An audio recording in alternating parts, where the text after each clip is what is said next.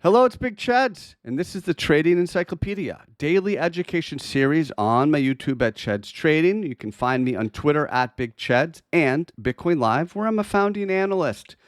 For today's lesson, we're going to talk about the rounding bottom pattern. You have a move down, the price flattens out, sets a low, comes back up, and tries to break out. Now, you can see a rounding bottom as well in other patterns like a cup and handle. You see here it's a continuation pattern, but you have the same type of structure.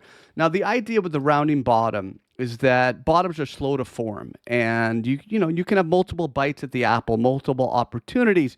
You have the red light turning orange and then green. It's a video I've done, a different video for you. But let's look at a couple examples and talk through what a rounding bottom might look like. Now, sometimes it looks very intuitively obvious. This is a rounding bottom.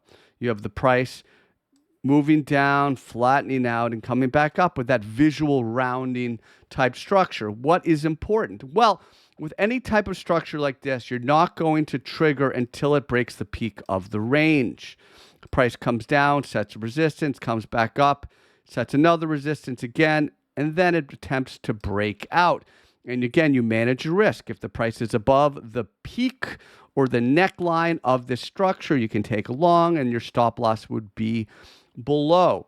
Now, there's some variations as well. It's not always going to be neat and clean like a big U like that. You can have a little bit of liberty when you look for this type of structure. So, for example, you could call this a rounding bottom type of structure, even though it had kind of a double bottom within it. It still is generally a rounding bottom type of structure. Even here with XLM, you have a little bit of that rounding bottom type structure. It's not as clean, as we showed here on SPX or some other charts, even like QNT. Even though it's a little bit sharper, like a V, you can still draw this whole thing as a rounding bottom. And it's the idea of the trend moving down, the trend losing steam and slowly coming back up. And the exact construction of this is not as important as the idea that the trend has slowed, paused, and is reversing, again, confirming on a break of the peak, confirming on a break of the peak of the range. You see here with the rounding bottom, also part of the cup and handle continuation. So this is a rounding bottom for the Trading Encyclopedia. Find me on Twitter at Big Cheds. Find me on YouTube at Cheds Trading and Bitcoin Live, where I'm a founding analyst.